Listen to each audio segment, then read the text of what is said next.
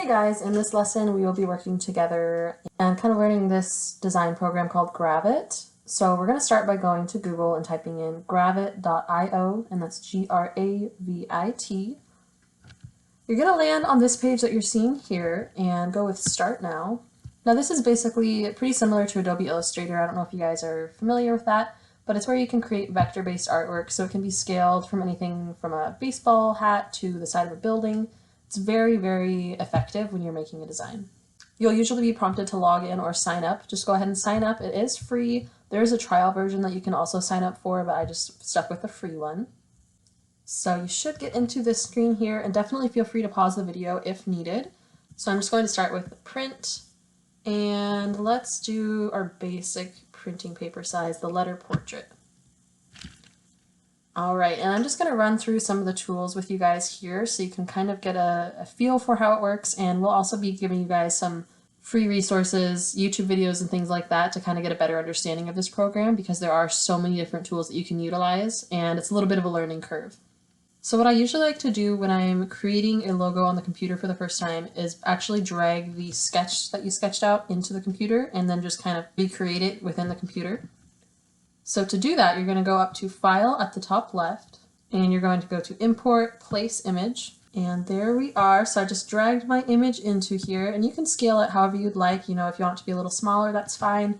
I usually like to start off with having a bigger logo just to kind of have a bigger space to work with.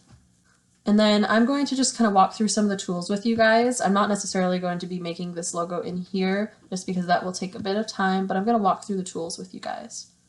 So the first and probably best tool for beginners is this shape tool up here, as you can see with the square and the circle.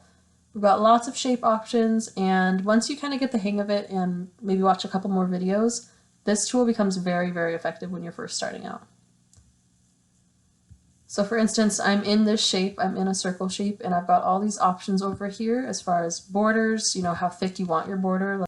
And if you just hold and drag out, and again, this is something you'll learn if you watch some more videos, but if you press and hold the shift button, it will actually stay into a perfect circle versus that, where it's kind of just warping to wherever your mouse goes. So I'm just going to make a perfect circle here. And off to the right, you've got all these options for what you want the inside to be, what you want the outside to be as far as thickness and color. You can change the angle of it, which for a circle doesn't matter too much, but for other shapes may. So I'm just going to go ahead and delete that. We've also got the path tool here. Now this tool, quite honestly, took me a very long time to learn because it's so finicky, but once you get it down, it is a game changer when it comes to design. So let's say we wanted to make this path here that you see, that curve of the leaf. You'd start with one point here, and basically what you're going to do is press and hold at every curve. So I'm saying the biggest curve starts right here, and I'm just kind of going to do it in little chunks. But I pressed and held, and now I'm going to kind of figure out how I want that curve to look, which is another good reason to import your picture first. And it may not be perfect. Again, it does definitely take some experience, but it's very effective once you learn it. Yeah, this one's the hardest one. Perfect. And with that, you can go in and change the size of it, you know, how thick you want it to be. Let's say 12, just so we can see it. There is our little path. So I would highly recommend playing around with this one just because it will make your design process much easier when you get onto the computer. The knife tool I'm not that familiar with, but I know it does break up the path that you made. So if you wanted, say, to have a break in the middle of this line right here, maybe to put some text, you could use that. Speaking of text, we've got our text options. You're just going to press the text button, which is the T at the top of the menu, and drag out. And now you've got a text box that is able to be edited. Over on the right here, you've got all sorts of fonts. There are lots of free options that are already inside of this, so it's definitely worth checking out. Again, you can change the weight of the font, how spaced out the letters are within a word, and the alignment. You've got lots of options here. And then this tool is basically just another way to place the image, which I showed you at the beginning, and we found just through the File section. File, Import, Place. And those are the main tools that I would recommend just experimenting with and kind of having fun with. The other obvious main one that I use a lot is the undo button, just because you make mistakes and, you know, it's definitely handy to be able to undo it without starting over entirely. And then I also wanted to show you guys a little bit about layers. So when you're creating a design or a logo, there are many different layers to the project.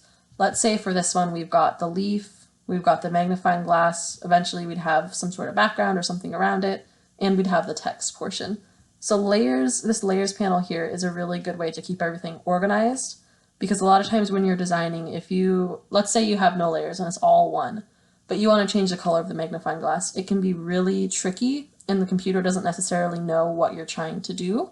So instead of just changing the color of the magnifying glass, you could change the color of the entire design, which could ruin the design. So it's definitely important to be conscious about your layers and kind of actively make new layers as you go along. So if you head over to the Libraries tab at the top here, we've got all sorts of resources we can use. We wouldn't necessarily be using these in our designs, but it's just something for you guys to kind of look at. We do have other shapes and things that you can import, as well as illustrations. Again, I can't really see these being used for a logo design, but it's just something to keep in mind. And then on the right side here, we have our page information, so you can change your width and height, and that's of your entire page here, which is basically your background.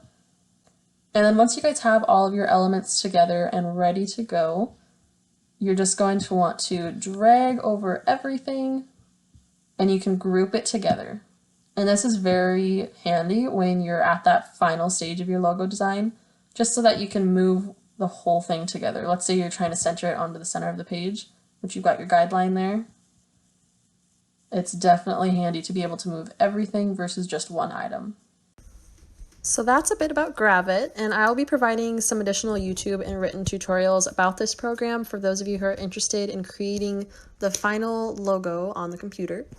And then Glacier Peak Institute will be accepting both hand-drawn logos and computer finalized logos, so if you're not comfortable using the online tools, your submission will definitely still be counted. And logos can be submitted until July 3rd to info@glacierpeakinstitute.org or in person by calling 440-665-9276. And if you guys have any questions about logos, the design process, Gravit, or if you need logo help, definitely reach out to me by email at alpinefoxdesign@gmail.com. And just as a reminder, the winning artist will receive a $50 gift card, and everyone who submits a logo will be entered into a drawing for a personalized trip with Glacier Peak Institute. I hope you guys have a great time experimenting with your logo designs, and we look forward to seeing your ideas.